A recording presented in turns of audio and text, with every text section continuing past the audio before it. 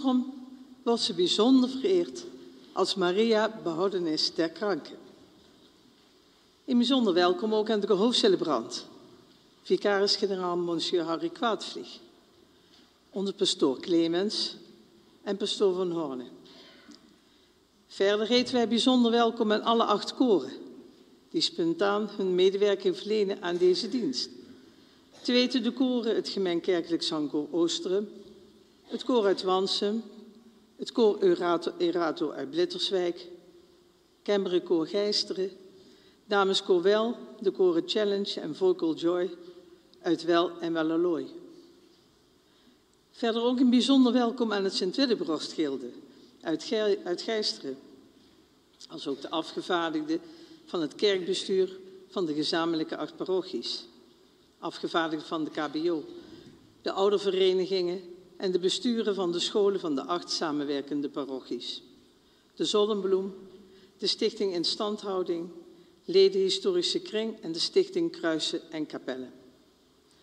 Als afgevaardigde van de gemeente Venray heten wij van harte welkom onze wethouder Martin Leenders en echtgenoten, als ook onze oud-burgemeester Hans Ginnissen en echtgenoten. En natuurlijk ook een allerhartelijkst welkom aan alle gelovigen hier aanwezig. Wij wensen u allen een bezielende viering toe. U allen veel devotie.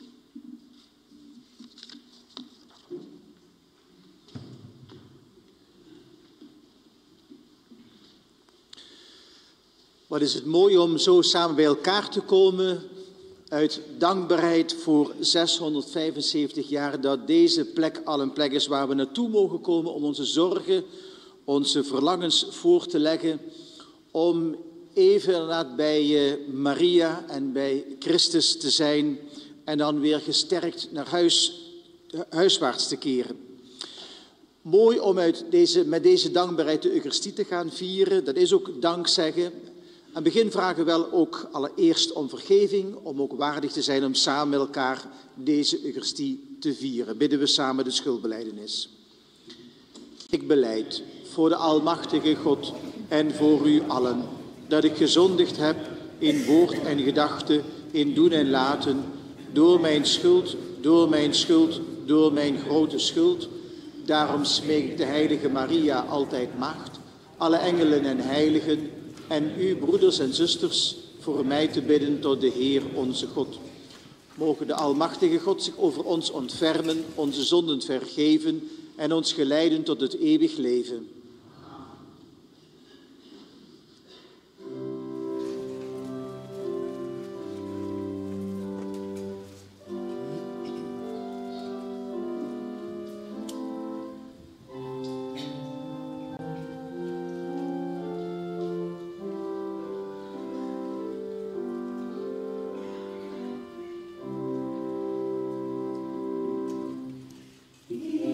Kyrie eleison.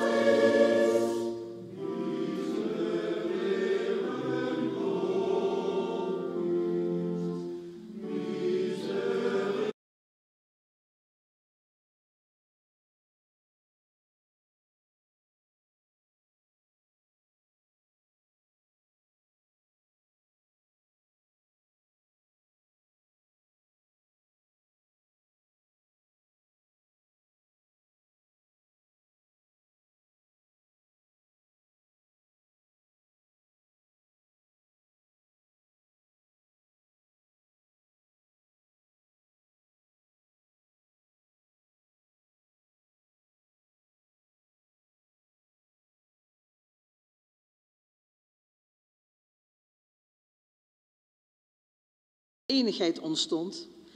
En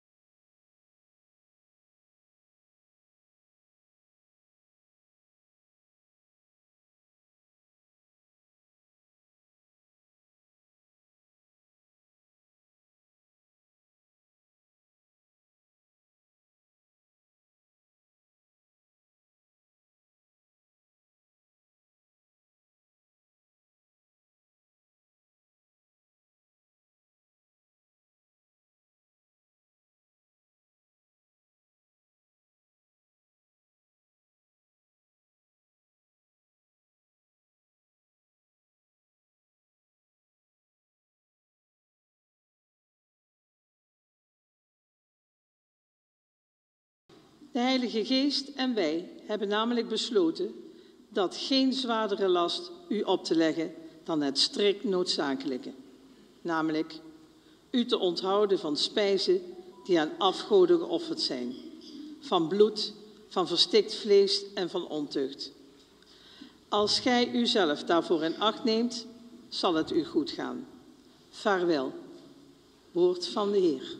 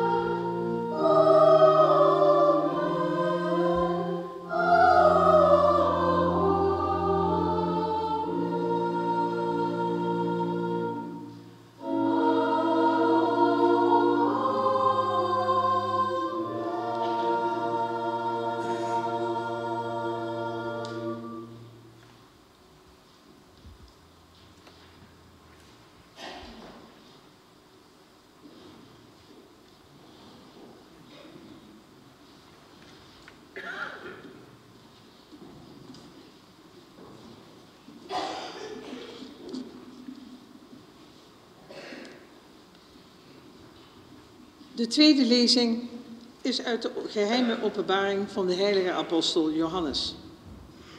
Een engel bracht mij, Johannes, in de geest op een zeer hoge berg en toonde mij de heilige stad Jeruzalem, terwijl zij van God uit de hemel neerdaalde, stralend van de heerlijkheid Gods. Zij schitterde als het kostbaarste gesteente, als kristalheldere jaspis. De stad was omringd door een zeer hoge muur, met 12 poorten, en aan de poorten stonden 12 engelen. Namen waren daarop gegrift, de namen van de 12 stammen van Israël. Er waren 3 poorten op het oosten, 3 op het noorden, 3 op het zuiden en 3 op het westen. En de stadsmuur had 12 grondstenen. En daarop stonden de 12 namen van de apostelen van het Lam. Maar een tempel zag ik er niet. Want God, de Heer, de Albeheerser, is haar tempel, zoals ook het Lam. En de stad heeft het licht van de zon en de maan niet nodig, want de luister van God verlicht haar. En haar lamp is het Lam, woord van de Heer.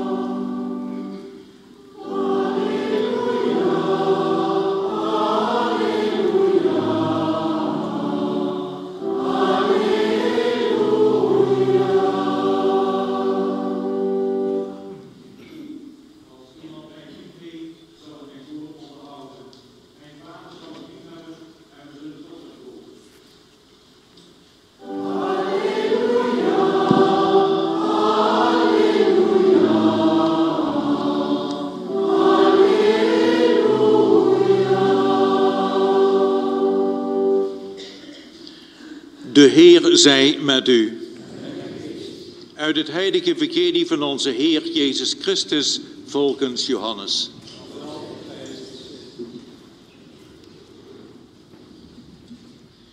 In die tijd zei Jezus tot zijn leerlingen: als iemand mij lief heeft, zal hij mijn woord onderhouden.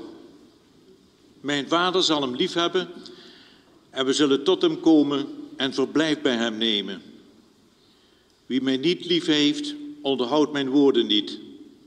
En het woord dat je hoort is niet van mij, maar van de Vader die mij gezonden heeft.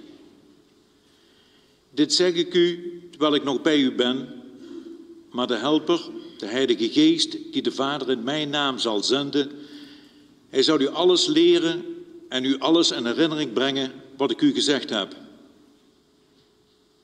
Vrede laat ik u na, mijn vrede geef ik u.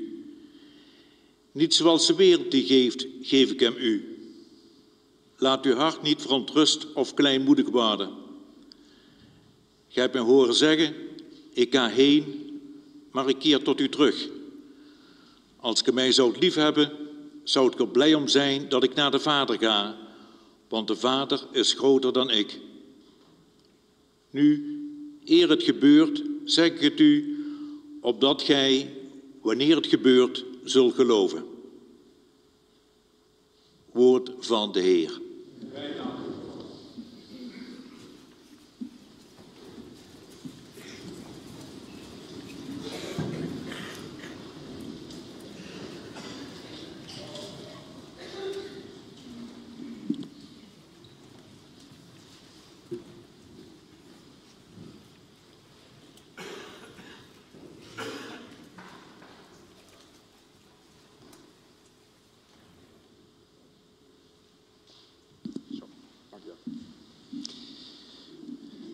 Hier wil ik rusten.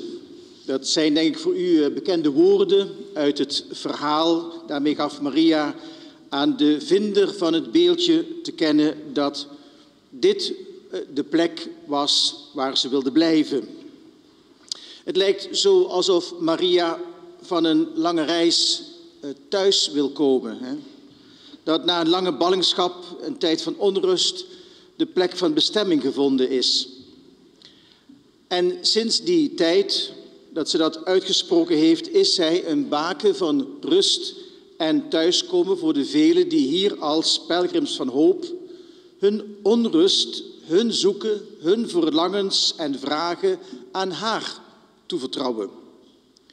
Zij luistert. Zij luistert als geen ander. Moet er altijd iets gebeuren? Moet er een wonderbaarlijke verhoring volgen? Het mag natuurlijk, hè? Maar het mooie is dat vanuit haar luisteren zich altijd wel een weg of uitkomst aandient. Al 675 jaar is dit een kostbare plek van luisteren en thuiskomen. Haar plek en onze plek. En de sympathieke woorden waarmee Maria te kennen gaf hier te willen blijven, hebben ook een hele sterke bijbelse klank. Rusten of rust is een belangrijk begrip in de Bijbel.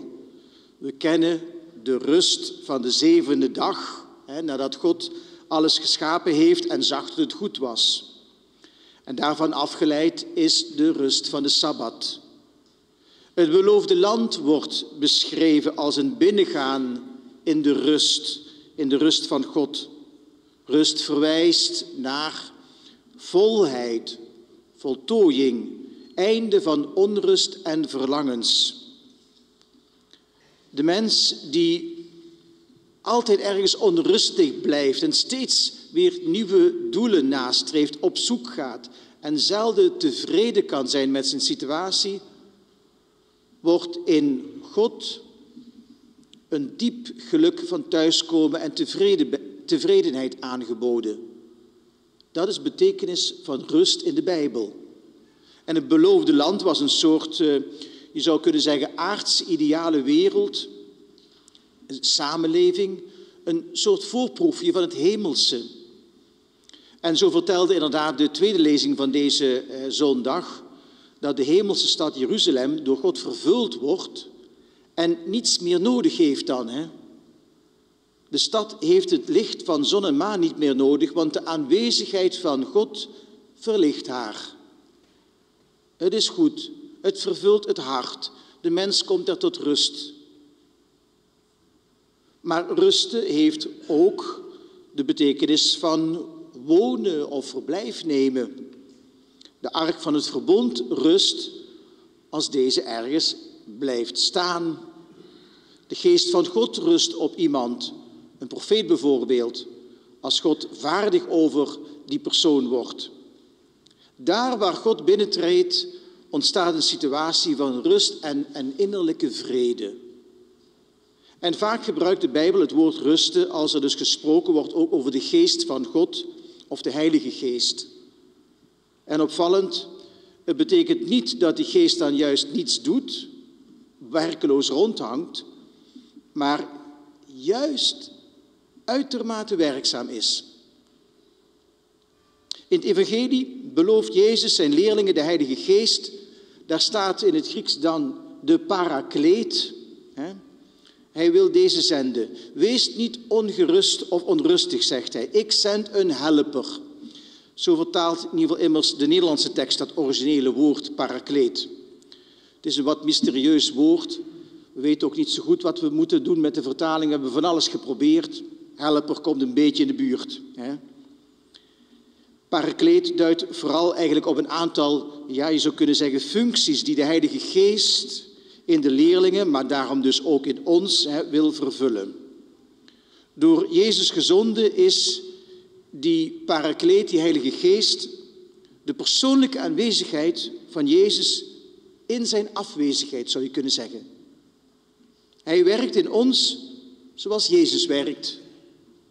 Hij brengt in herinnering wat Jezus zegt.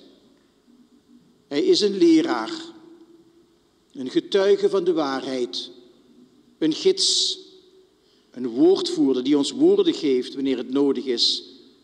Wanneer Hij op ons rust, weten we Jezus bij ons, in ons, zijn we niet zonder hoop. En mag ik daaraan toevoegen ook, net zoals we weten dat met Maria, Christus bij ons zal zijn en ons aanhoort. En een mooi getuigenis, of misschien mag je ook wel zeggen bewijs van de presentie en werking van die Parakleet, van die Heilige Geest, lazen we in de eerste lezing. De kerk van de apostelen is in een synode, in een vergadering bijeen te Jeruzalem. Er was onrust ontstaan omtrent de plaats van de heidenen in de kerk. Openen wij ons ten volle voor de heidenen of doen we dat onder Joodse voorwaarden? Ja, voor ons klinkt dat nu 2000 jaar later als een misschien detail, maar dat was toen een enorm vraagstuk. Men luistert vervolgens geduldig naar elkaar. En in dit oprechte en intense luisteren naar elkaar spreekt de Heilige Geest, spreekt Jezus zelf. Want in hun eindoordeel formuleren de apostelen dat ook heel verrassend en heel interessant, staat in die lezing van de apostelen, de Heilige Geest en wij hebben besloten. En de rust en vrede kon terugkeren. Als er één mens is die kan getuigen wat de presentie en werking van de Geest kan betekenen, dan is dat Maria. De Heilige Geest overschaduwde haar, zij ontving Christus, deelde haar leven met hem, als geen ander, voor haar en na haar. In de Geest en met Jezus leefde Maria een vol en vervuld leven, vervuld met de liefde van God en ook in staat om daaraan ten volle te beantwoorden. Als iemand mij lief heeft, zal hij mijn woord onderhouden. Mijn Vader zal hem lief hebben en wij zullen tot hem komen en verblijf bij hem nemen, op hem rusten. Dit is bijzonder waar voor Maria. Maria van Oostrum heeft dit vervulde leven, dit leven waar Gods Geest op rust, meegenomen naar ons, mag je zeggen, opdat dat leven ook in ons mag rusten. Nee, niet alleen een beeldje wilde hier rusten, maar de christelijk vervulde vrede waar Maria voor staat, wil hier rusten. Wil in ons rusten. Ik weet niet precies hoe het was in 1350 en wat nu de persoonlijke omstandigheden waren van de vlasboer van toen. Of ook hoe toen het kerkelijk leven ervoor stond. Ik weet wel, anno 2025 zijn de tijden niet eenvoudig om ons christelijk en kerkelijk leven gestalte te geven. Natuurlijk, nog altijd wordt ons gevraagd om te getuigen van Christus. Maar we ervaren dat nu vaak ook, dat we dat moeten doen te midden van vrienden en familieleden die er misschien onverschillig tegenover staan. Of misschien zelfs ronduit afwijzend. Om de diepe waarheid van de liefde van Christus in ons te bewaren en daarnaar te leven, is verre van vanzelfsprekend. Zal zeker moeite kosten, vraagt ook opoffering. En altijd moeten we ons afvragen, hoe doe je dat oprecht? Hoe doe je dat waarachtig en toch ook uitnodigend? En ook in deze tijd, hoe doen we dit als katholieke geloofsgemeenschappen in tijden van krimp? Met parochies die lastige besluiten moeten nemen, ingrijpende veranderingen moeten ondergaan. Hoe bewaren we en dienen we de essentie van Christus Kerk? Hoe bewaren we de rust en de vrede?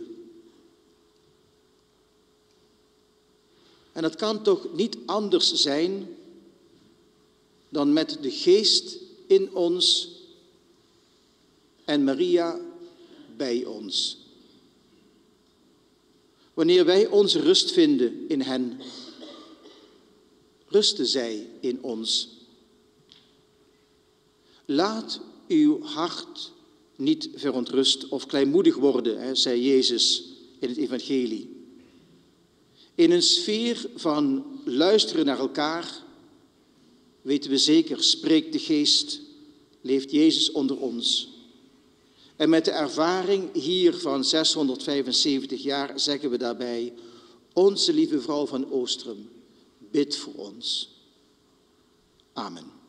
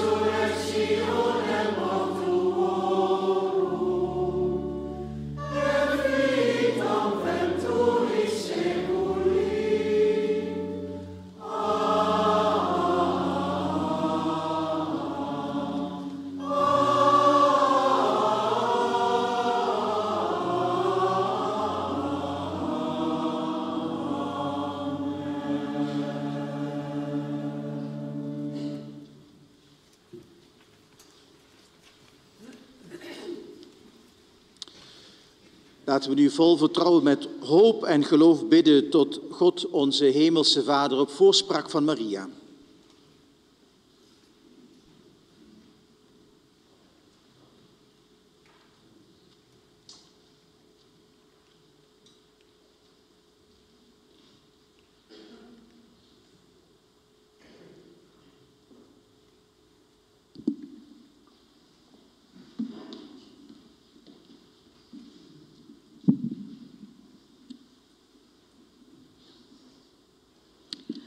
Op deze dag van innigste dankbaarheid sluiten wij ons aan bij het gebed van de pelgrims van hoop, die sinds 675 jaar naar de Mariakapel komen en hier bij het wonderbaarlijke beeldje van Maria een kaarsje opsteken. Laat ons op voorspraak van Maria zingend bidden.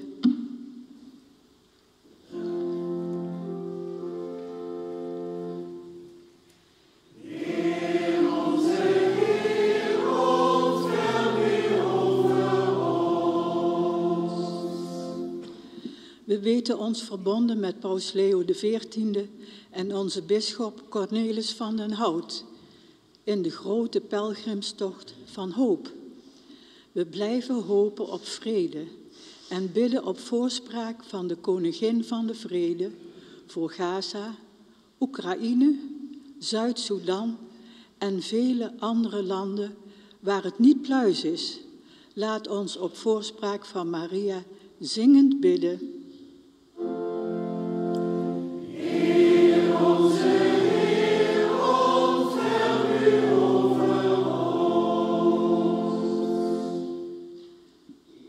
We bidden voor onszelf om geluk en voorspoed, om kracht bij tegenspoed, om troost voor allen die troosteloos zijn, om hoop voor hen die wanhopig zijn geworden. Laat ons zingend bidden.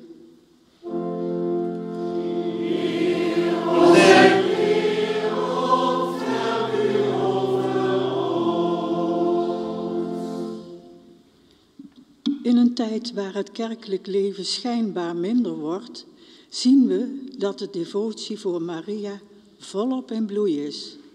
Dat deze zuil van ons geloof, net als de versieringen aan de zuilen, door deze feestmis ter ere van Maria, met rozen van troost, liefde en geloof gezegend mogen worden.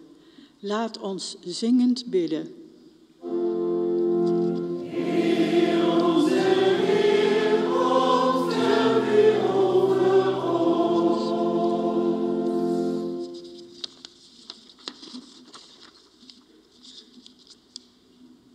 We bidden om de doopgenade voor de kinderen en volwassenen, op voorspraak van Maria, dat allen deel mogen hebben aan het licht van de hoop op onze pelgrimstocht.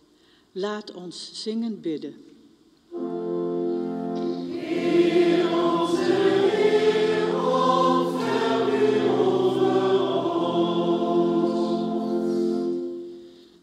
We bidden voor de 8 parochies van Oostrum, Blitterswijk, Well, Oerlo, Gijsteren, Kastenrij, Wansum en Wellerlooy, die straks 1 parochie vormen. Dat deze heilige mis ons rond de viering van de Eucharistie dicht bij elkaar brengt en dat we samenwerken rond die ene Heer, die ons elke zondag in de Eucharistieviering bijeenbrengt. Laat de Geest ons daarbij inspireren en bemoedigen. Laat ons zingen bidden.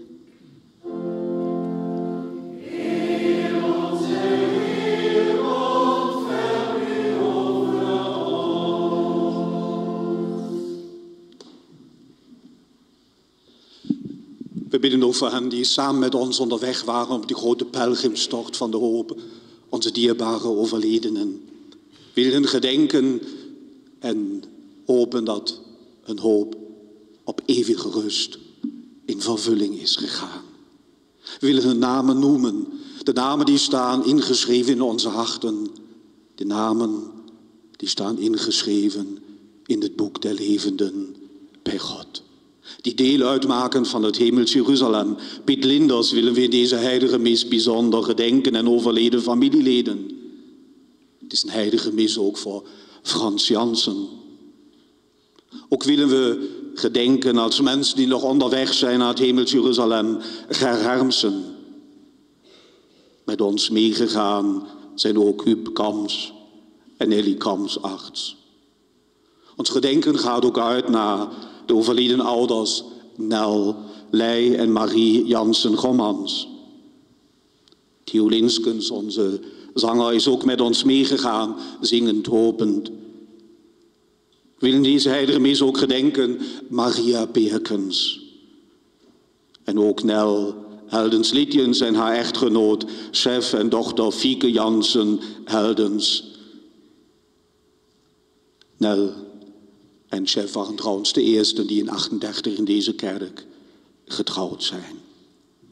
Ook gaan onze gedachten uit naar de momenten van geluk en vrede die geschonken hebben de familie Haans en de familie Aarts. Onze oud-bisschop Arie Smeets, die hier op Goede Vrijdag, de laatste Goede Vrijdag van zijn leven, nog gebeden heeft op Transedon, waar we graag naartoe zullen gaan. Ook u, Arie Smeets, willen we graag gedenken. Ook gedenken we de overleden pastoors die jullie als goede herders zijn voorgegaan. Pastoor Koos de Keuster, pastoor Piet Hoedemakers, pastoor Wim van Kempen, pastoor van Oorlo, Harry de Platen, die altijd hier op bedevaart kwam in een eeuwenoude traditie van de pelgrims van Oorlo hier naar Oostrum. Pastoor Thomassen willen we gedenken. En denk aan Sina Vleukens, Kleuskens en de familie Wennekens van Schuren en de wederzijdse familie en een goedgeefsheid voor onze parochie. Heer, geef deze overledenen de eeuwige rust en het eeuwige licht verlichten hen, dat ze mogen rusten in vrede. Amen.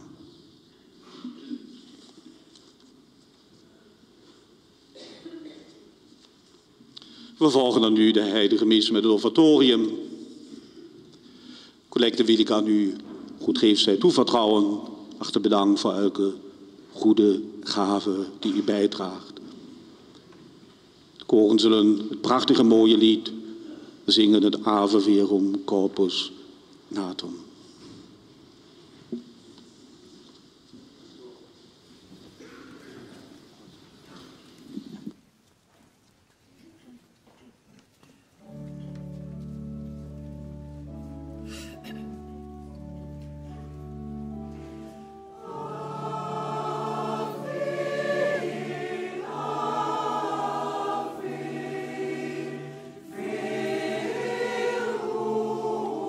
Oh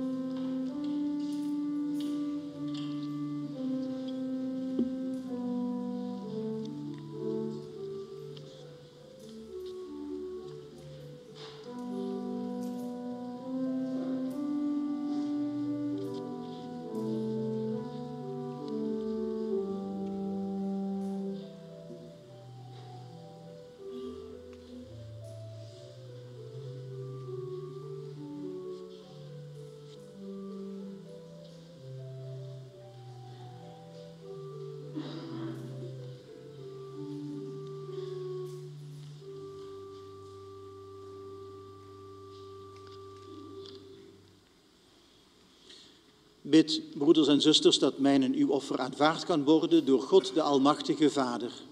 Mogen de Heer het offer uit uw handen aannemen, tot lof en eer van zijn naam, tot welzijn van ons en van heel zijn heilige kerk. Heer, laat onze gebeden en offergaven tot u komen. Maak ons in uw goedheid vrij van zonde om beter te beantwoorden aan dit sacrament van uw grote liefde door Christus onze Heer. Amen. De Heer zij met u. En met geest. Verheft uw hart. Wij zijn met ons hart bij de Heer. Brengen wij dank aan de Heer onze God. Hij is onze dankbaarheid waardig. U danken wij, Heer God, omwille van uw heerlijkheid. En om heil en genezing te vinden, zullen wij uw naam verkondigen al onze dagen. Maar vooral in deze tijd bezingen wij u. Want ons paaslam Christus is voor ons geslacht. Aan hem danken de kinderen van het licht hun geboorte tot eeuwig leven. Aan hem danken Gods uitverkorenen hun toegang tot het rijk der hemelen. Want door zijn sterven zijn wij van de dood verlost. Door zijn verrijzenis zijn ook wij ten leven opgewekt. Vreugde om het paasfeest vervult ons, mensen die op aarde wonen. Vreugde vervult de engelen in de hemel, de machten en de krachten die u loven, die u dit lied toejuichen zonder einde.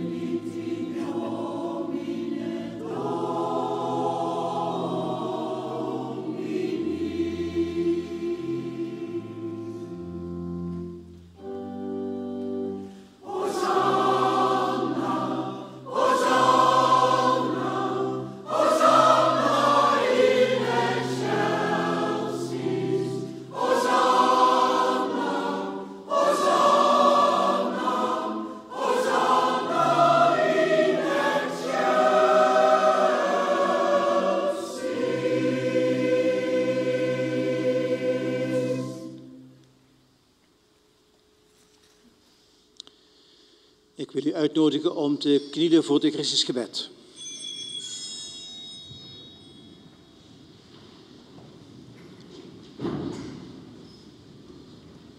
Gij zijt waarlijk heilig onze Heer, de bron van alle heiligheid. Heilig dan deze gaven met de dauw van uw heilige geest, dat zij voor ons worden tot lichaam en bloed van Jezus Christus onze Heer. Toen hij werd overgeleverd en vrijwillig zijn lijden op zich nam, nam hij het brood, sprak de dankzegging uit, brak het en gaf het zijn leerlingen met deze woorden: Neemt en eet hiervan, gij allen, want dit is mijn lichaam dat voor u gegeven wordt.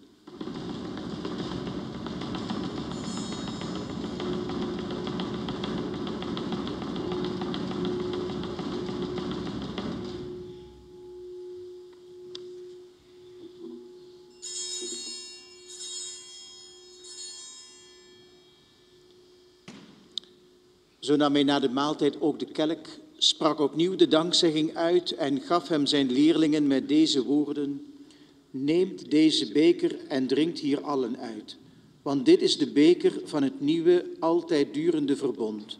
Dit is mijn bloed dat voor u en alle mensen wordt vergoten tot vergeving van de zonden. Blijf dit doen om mij te gedenken.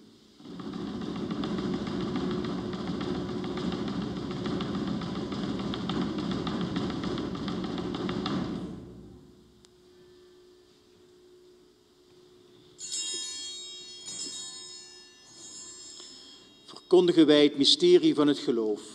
Als wij dan eten van dit brood en drinken uit deze beker, verkondigen wij de dood des Heeren totdat hij komt.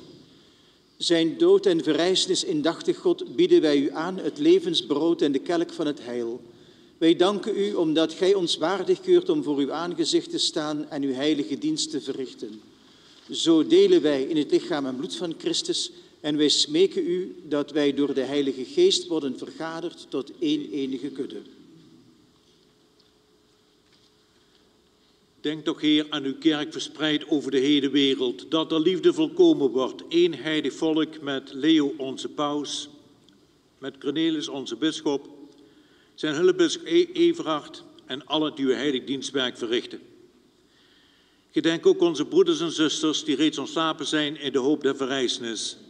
Ja, alle gestorvenen dragen we op in uw zorg. Neem hen aan en laat hen verschijnen in het licht van uw gelaat. Wij vragen u ontferm over ons allen, opdat wij, tezamen met de Maagd Maria, de moeder van Christus, met de apostelen, met alle heiligen die eens leeft in uw welbehagen, waardig bevonden worden het eeuwig leven deelachtig te zijn. En u loven en prijzen door Jezus Christus, uw Zoon.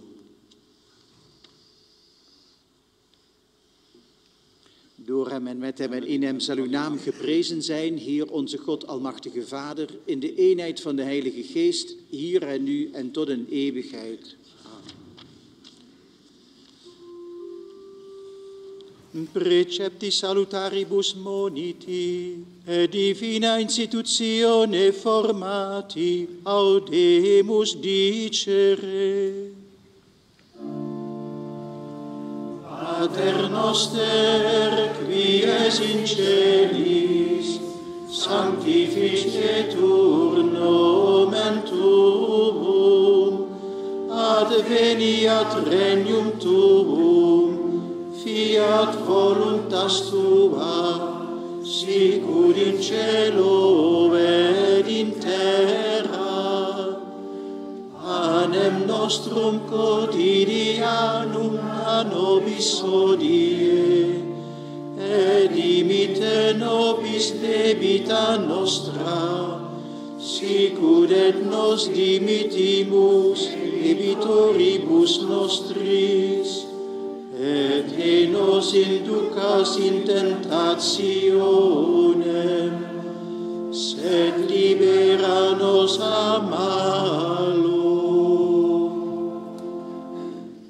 Verlos ons, Heer, van alle kwaad. Geef genadig vrede in onze dagen, dat wij gesteund door uw barmhartigheid altijd vrij mogen zijn van zonde en beveiligd tegen alle angst en onrust.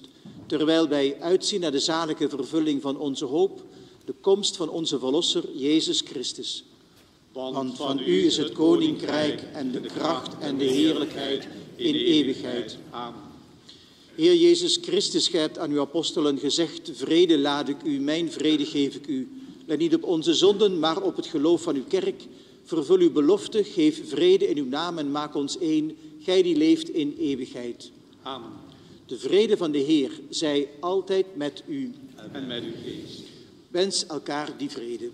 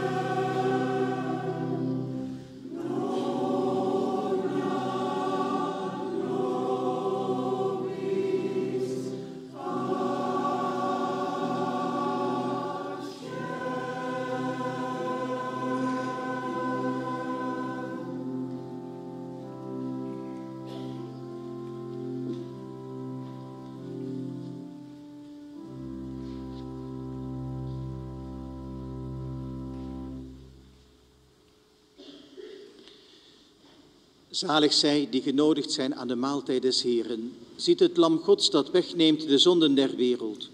Heer, ik ben niet waardig dat gij tot mij komt, maar spreek slechts één woord en ik zal gezond worden.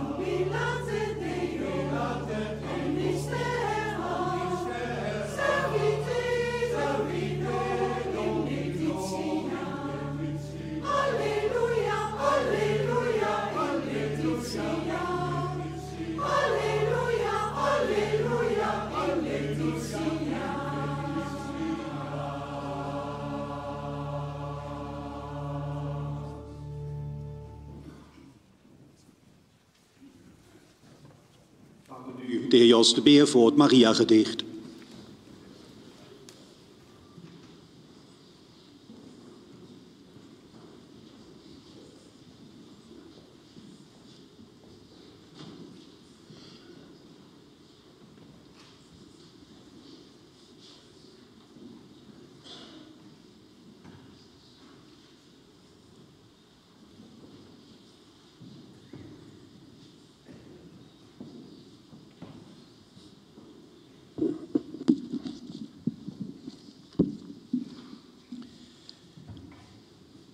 Maria-gedicht bij gelegenheid van het Maria-jubileumfeest 675 jaar Bedevaartplaats Oostrum.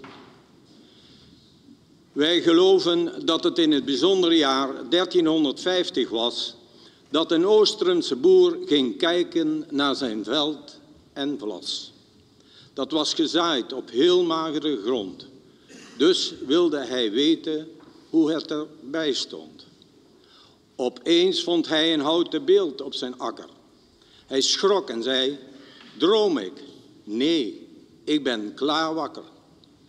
Hij raapte het kleinood op en zag toen pas dat het een heel mooi Maria-beeldje was. Uit eerbied sloeg hij gauw een kruis en rende heel snel en blij naar huis. Met 2 handen hield hij het Mariabeeldje goed vast en zette het overdonderd in zijn beste kamer op de kast. Blij en dankbaar prevelde hij zachtjes een gebed. Daarna ging hij voldaan en tevreden naar bed. Maar de volgende morgen roept opeens zijn vrouw: "Och Willem, het is verschrikkelijk, kom eens gauw. We hebben ook altijd tegenslag en pech, want nu is dat mooie Mariabeeldje weg." Ze zochten overal, links en rechts en in het rond. Niemand die het miraculeuze beeldje vond. Maar hoe bedroefd de arme boer ook was, hij ging spoorslags terug naar zijn veld met vlas. Daar lag toen, precies op dezelfde plek. Hij dacht, droom ik of ben ik gek? Datzelfde Mariabeeldje met haar kindje op de grond. Het was net alsof hij een bijzondere stem verstond, die zo luid en duidelijk als het maar kan: "Hier wil ik rusten, beste man." Dus vertelde hij meteen aan zijn lieve en bezorgde vrouw: "Maria wil dat ik hier in Oostrum een mooie kapel bouw. En Maria heeft beloofd, als ik dat snel doe zonder geknoei, staat morgen mijn vlasveld schitterend in volle bloei." De boer spaarde het brood uit zijn mond, totdat er een mooie kleine kapel stond. Sindsdien wordt Maria voortaan in Oostrum bezocht, bezongen en vereerd.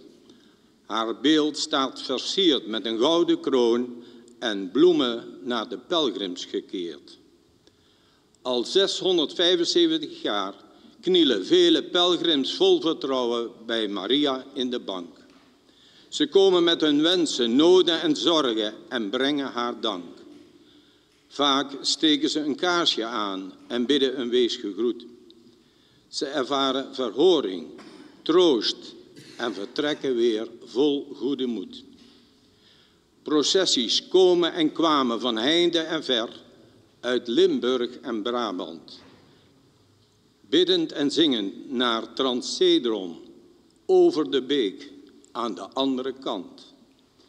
Eeuwenlang vragen velen van klein tot groot: "Maria, help ons, toeverlaat en steun ons in de nood." Velen baden en bidden een wees gegroet en maken een kruis, want bij Maria van Oostrum voelen zij zich gesteund en thuis. Vandaag vieren wij met zang, pracht en praal ons jubileumfeest. Oostrum, 675 jaar bedevaartplaats van Maria. Een mijlpaal in goede geest. Laten we in dit heilig jubeljaar 2025 leven als echte pelgrims van hoop. Het thema van dit heilige jaar, maar ook het logo op onze paaskaars. Op weg naar eenheid en vrede, maar niet goedkoop. Maria, schenk ons uw zegen, hulp, kracht, liefde, inspiratie en vertrouwen om positief aan onze parochie Oostrum, de parochiefederaties en ons bisdom te blijven meebouwen.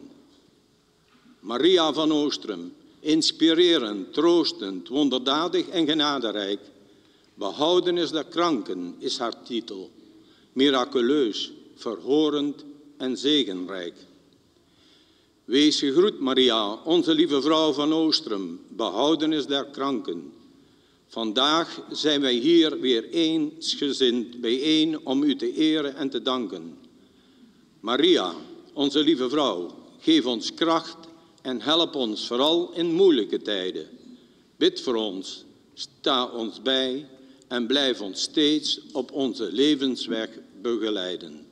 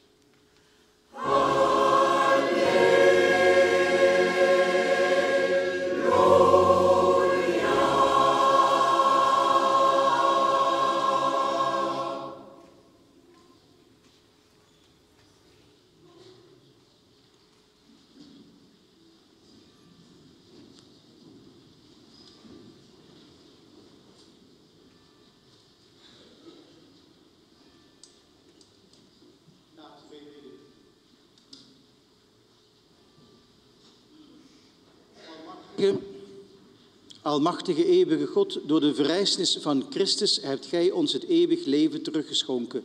Laat het paasmysterie overvloedig vrucht in ons dragen. Vervul ons van de kracht van dit heilzame voedsel. En laat het vruchtbaar zijn ook op voorspraak van Maria door Christus onze Heer. Amen.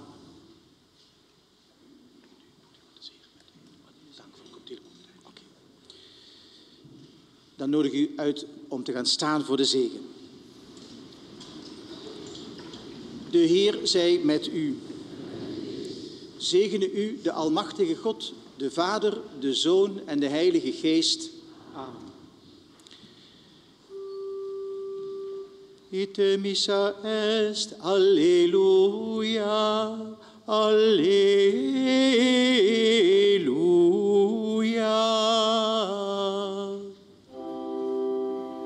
Deo gratias, alleluia, alleluia.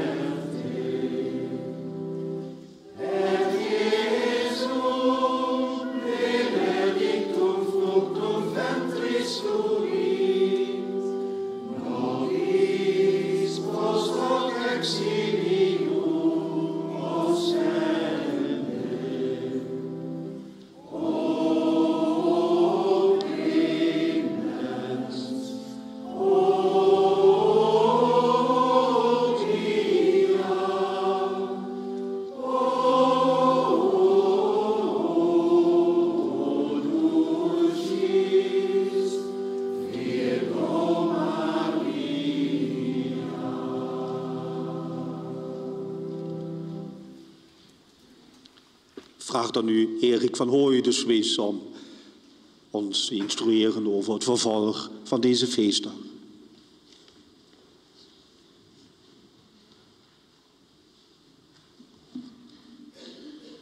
Ik heb begrepen dat het droog is buiten en mij is gevraagd om u allen erop te wijzen dat het vlak bij de kerk buiten in verband met mosgroei en het vocht spekglad kan zijn. Dus kijkt u goed uit. Dan wil ik u vragen om pas de kerk te verlaten op het moment dat u opgeroepen wordt om naast de kerk in volgorde voor de processie klaar te gaan staan. Dan zou ik als eerste willen vragen de kruisdrager naar het kruis te pakken en naar buiten te gaan.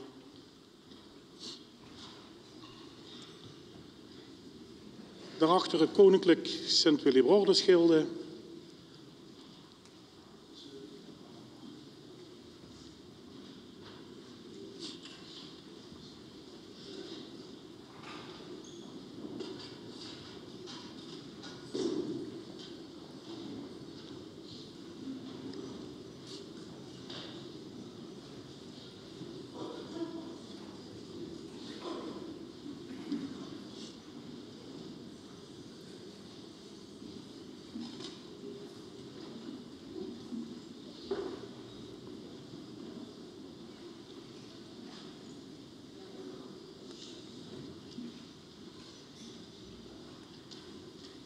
Leden van het gemeentebestuur graag achter het gilde.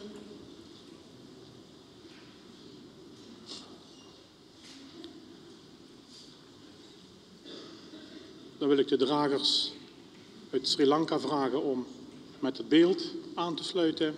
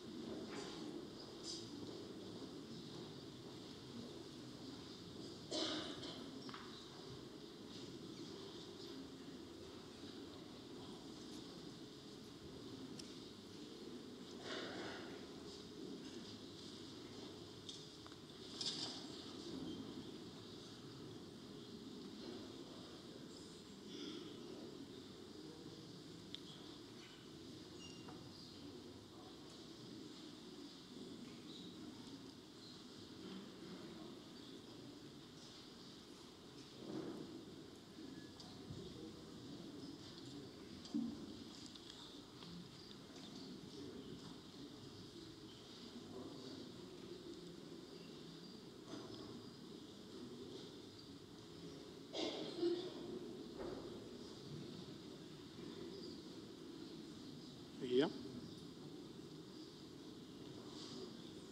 U kunt naar buiten lopen. Loop u maar. U kunt naar buiten. Ja. Achter het Mariabeeld komen de kinderen met vlaggen, mandjes en de rozenblaadjes. Die zijn al achterin, die sluiten dus aan.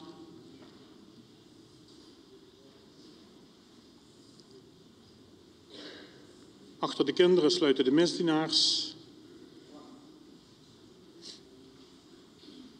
met altaarschellen en wierookvaten.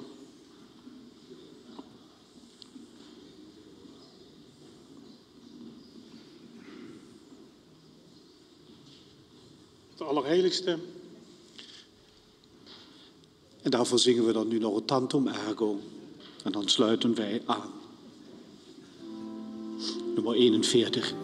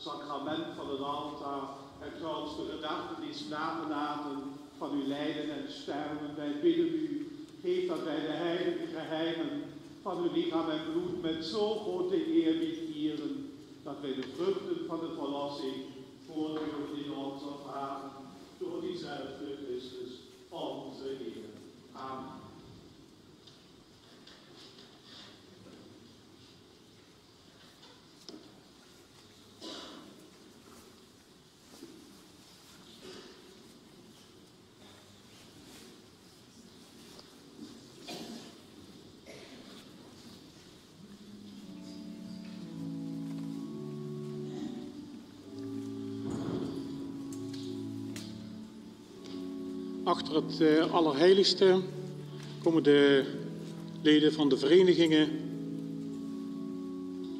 ouderverenigingen, Zonnebloem, Van Wel, Wellerlooy, Oostrum, Geesteren, Wansum, Blitterswijk, Kassenraai en Oorlo. En alle anderen sluiten daarbij aan.